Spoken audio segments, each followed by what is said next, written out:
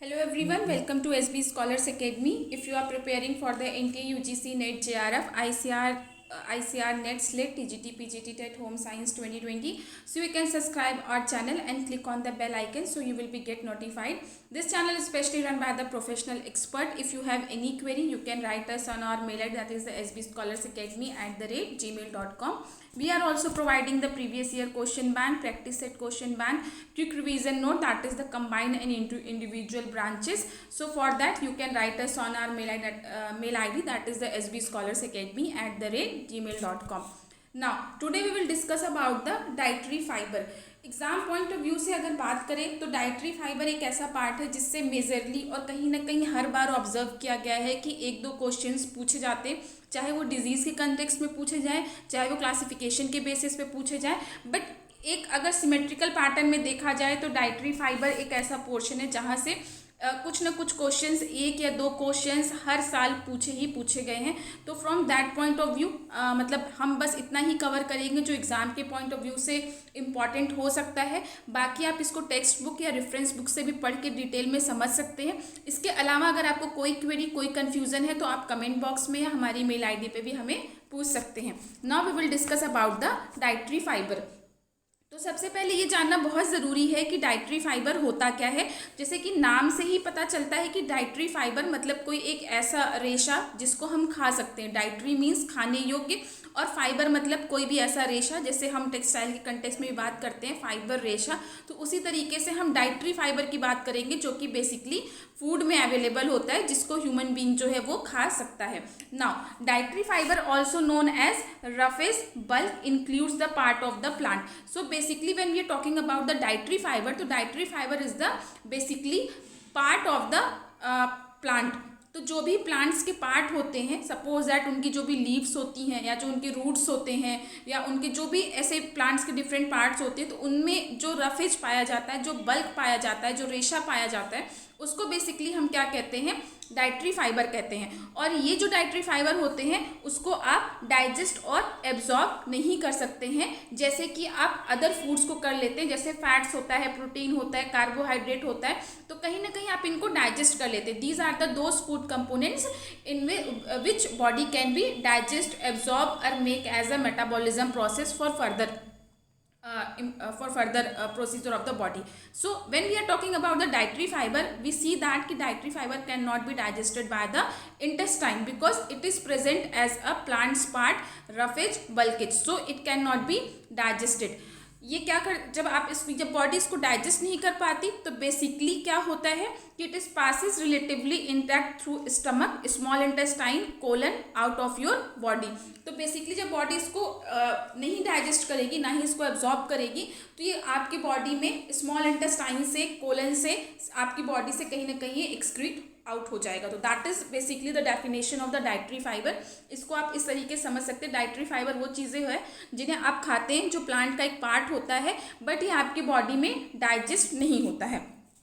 Now that is a very important from the exam point of view कि classification क्या है dietary fibre का. Dietary fibre जो basically होता है वो टू पार्ट्स में डिवाइडेड होता है. First one that is the soluble dietary fibre और दूसरा इनसॉल्यूबल डाइटरी फाइबर. कि कौन से ऐसे डाइटरी फाइबर हैं जो सॉल्यूबलाइज हो जाते हैं और कौन से ऐसे डाइटरी फाइबर हैं जो इनसॉल्यूबलाइज हो जाते हैं. मतलब ऐसे कौन से जो खा के मतलब आराम से डाइजेस्ट हो सकते हैं, सॉल्यूबल फॉर्म में आ सकते हैं. चूँकि हमने यहाँ पे बात करी थी कि ये डाइजेस्ट भी नहीं होते हैं और हम यहाँ पे कह रहे हैं कि सॉल्यूबल डाइटरी फाइबर, तो there is a some controversy regarding that. ना तो हम ये बात कर रहे हैं कि ये कैसे सॉल्यूबलाइज हो जाते हैं और ये कैसे इनसॉल्यूबल होते हैं. तो जब हमारा जो स्टमक होता है, स्मॉल इंटेस्टाइन होती है, तो उसमें कई ऐसे बैक्टीरिया प्रेजेंट होते हैं जो कि कई ऐसे जो फाइबर्स होते हैं उनको डिग्रेड कर देते हैं, और जब उनका डिग्रेडेशन हो जाता है तो वो सॉल्यूबलाइज हो जाते हैं. पर कुछ ऐसे होते हैं जिनका डिग्रेडेशन नहीं हो पाता है, तो उस कंडीशन में उनको हम इनसॉल्यूबल करते हैं. इस वजह से बेसिकली जो डाइटरी फाइबर होते हैं वो कहीं ना कहीं नॉन डाइजेस्टेबल होते हैं, but it is depend upon the our intestine bacteria कि either they are going to be degraded it, कि कहीं ना कहीं वो उसको तोड़ रहे हैं डाइजेशन के लिए या नहीं तोड़ रहे हैं, और इनसॉल्यूबल को नहीं तोड़ते बिल्कुल भी. तो अब इसमें एग्जाम्पल्स देखने हैं कि सॉल्यूबल डाइटरी फाइबर कौन कौन से होते हैं. Soluble fibre dietary fibre that is the cellulose, hemicellulose और लिग्निन. ये तीन जो होते हैं that is the soluble dietary fibre. और अगर हम इनसॉल्यूबल की बात करें that is the pectin and gum. Sorry, there is a mistake in that, यहाँ पे थोड़ा सा उल्टा होगा, इस पीपीटी में थोड़ी सी गड़बड़ हो गई है। इनसॉल्यूबल फाइबर ये होते हैं और सॉल्यूबल फाइबर ये होते हैं, तो please note that, don't be confuse regarding that. इन सॉल्यूबल फाइबर दो होते हैं that is the pectin and gum, और इनसॉल्यूबल फाइबर जो होते हैं that is the cellulose, hemicellulose और लिग्निन। तो ये इसको आप अपोजिट करके देखिएगा। अब हम डिस्कस करते हैं कि सॉल्यूबल फाइबर कौन कौन से होते हैं और इनसॉल्यूबल फाइबर क्या होते हैं, इनका क्या रोल होता है। This type of fibre basically when we are talking about the soluble fibre, this type of fibre dissolves in water to form a gel like material.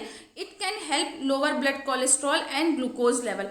So fibres की बहुत सारे ऐसे फंक्शंस होते हैं, बहुत सारी प्रॉपर्टीज़ होती हैं जो कि बॉडी के लिए बेनिफिशियल होती हैं। बट अगर हम मेजर टर्म्स में बात करें कि फाइबर का क्या बेनिफिट होता है, दैट इज़ द कि ये जो ब्लड कोलेस्ट्रॉल है उसको कम करता है और साथ ही साथ जो ग्लूकोज लेवल है उसको भी कहीं ना कहीं कम करता है, मेंटेन रखता है। और सोल्यूबल डाइटरी फाइबर कौन से होते हैं? सोल्यूबल डाइटरी फाइबर वो होते हैं जो वाटर में डिजॉल्व होके एक जेल लाइक मटेरियल तैयार कर लेते हैं। तो जब हमने यहाँ पे बात करी थी कि जो सोल्यूबल फाइबर की बात करी थी दैट इज द पेक्टिन और गम। तो पेक्टिन और गम आप सब जानते हैं जो कि बहुत सारे प्लांट्स में पाए जाते हैं, पेड़ों से मिलते हैं हमें। तो ये कहीं ना कहीं एक थक्के के जैसे होते हैं, गम की तरह होते हैं, जो कि हमारी बॉडी में ईजिली डाइजेस्ट हो जाते हैं। अब अगर हम बेसिकली एग्जाम्पल की बात करें कि सॉल्यूबल फाइबर हमें किस किस चीज़ों में मिल सकता है, that is the oat, peas, beans, apples, citrus fruits, carrots, barley और psyllium. See, there are number of examples are present in the soluble fiber. We are here writing the only the some selected one. तो आपको क्या करना है, आपको बहुत सारे examples पढ़ने होंगे कि सॉल्यूबल फाइबर कौन कौन से हो सकते हैं और इनसॉल्यूबल फाइबर कौन कौन से हो सकते हैं। बिकॉज जैसे जैसे एग्जाम्स आते जा रहे हैं, कंपटीशन टफ होता जा रहा है, they are going to be change the mode of the questions. वो कई बार ट्विस्ट करके डायरेक्टली पूछते हैं, चूंकि अभी तक एग्जाम्पल्स नहीं पूछे जा रहे हैं, but they may be asked, it can be in the expected type of question. तो आपको सॉल्यूबल और इनसॉल्यूबल फाइबर के एग्जाम्पल्स भी एक बार गो थ्रू करने होंगे, एटलीस्ट सम मेजर वन, ताकि अगर आपको अरेंज करने को आए या सेलेक्ट करने को आए तो अगर आपको 2-4 पता होंगे तो on that basis you can select the further one.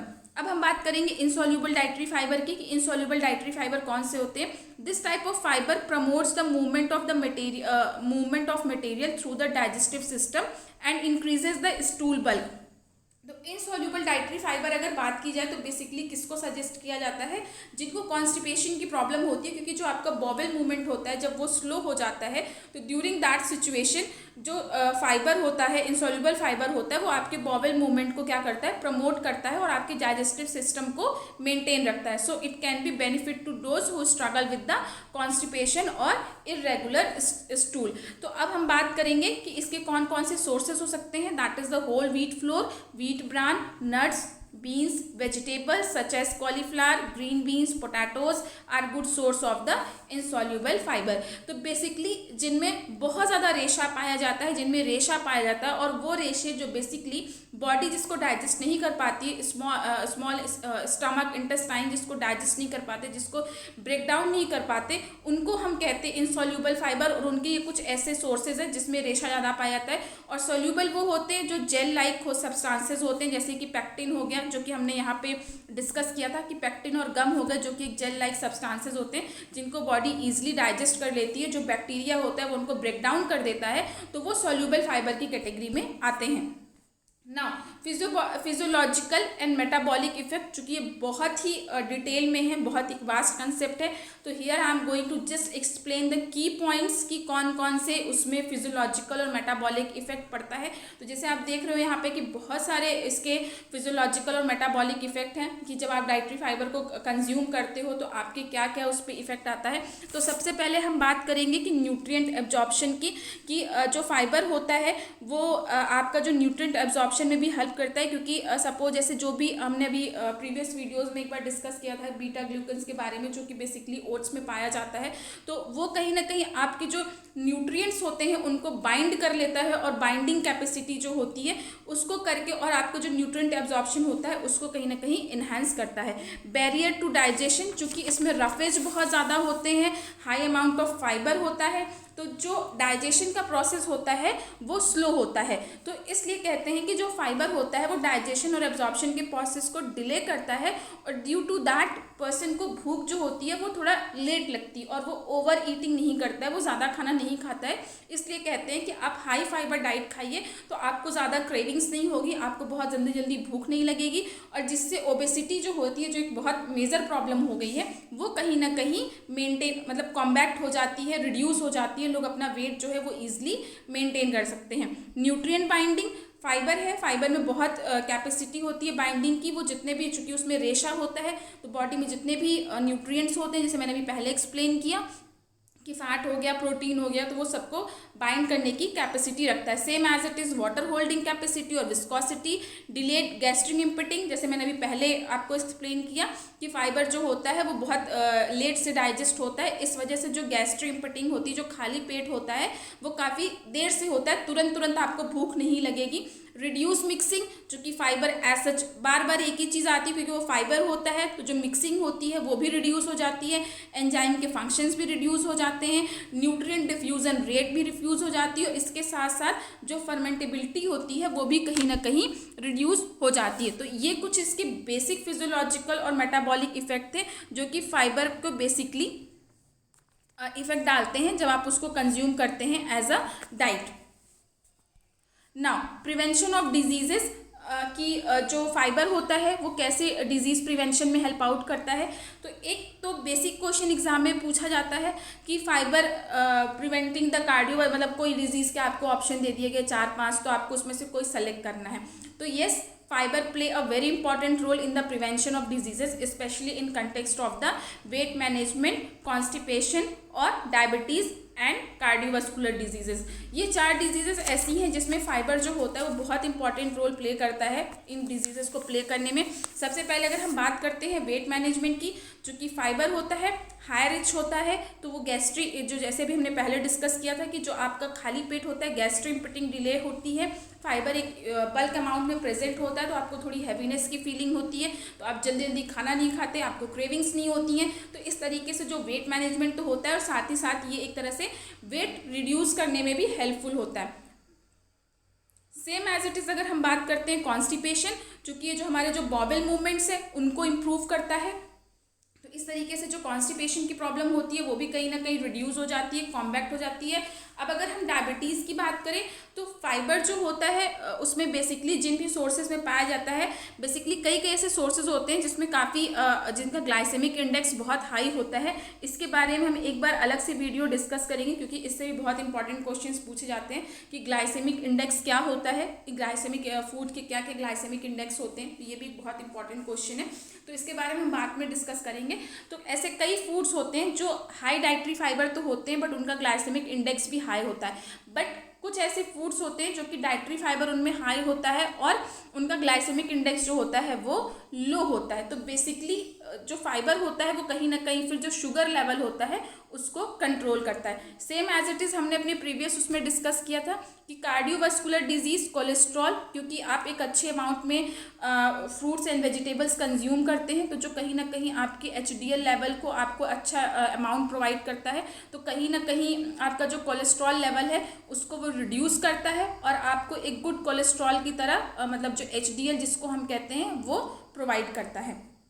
Now we are talking about the cancer, especially in context of the colon cancer। तो बेसिकली जो फाइबर होता है ये डाइल्यूट होता है बाइल एसिड के साथ या बाइंड करता है, तो कहीं ना कहीं जो सेल की म्यूटेशन होती है या सेल पॉलिफरेशन होती है वो स्टॉप होती है। इसके अलावा इसका जो फर्मेंटेशन होता है वो भी कहीं ना कहीं शॉर्ट चेन फैटी एसिड्स को मतलब उसके जो इंटेस्टाइन का जो pH होता है उसको लोअर करता है। तो ये जो सारी चीज़ें होती हैं वो कहीं ना कहीं इनहिबिट करती हैं जो सेकेंडरी फंक्शंस होते हैं बाइल एसिड्स के, और ये मतलब कहीं ना कहीं म्यूटेशन को जो इंक्रीज़ करता है इंटेस्टाइन में उसको कहीं ना कहीं इनहिबिट करता है बाइल एसिड, जो कि ऐसा माना जाता है कि the secondary bile acids are believe to be promote the mutation in intestine. तो जो आपका डाइटरी फाइबर होता है कहीं ना कहीं उसके मूवमेंट को रिस्ट्रिक्ट करता है। तो इस तरीके से ये एक कोलन कैंसर के प्रिवेंशन में, but still there are lots of studies are going on, lots of controversies are present for every diseases कि ऐसा होता है ऐसा नहीं होता है, साइड इफेक्ट और positive effect, lots of studies are going on in this. तो अभी तक कुछ स्टडीज सपोर्ट करती हैं, तो on that basis we can say that कि yes it is helpful in the prevention of these diseases. Thank you so much for the watching our video. If you have any query, you can write us on the comment box. Thank you so much for watching. Keep watching, keep learning.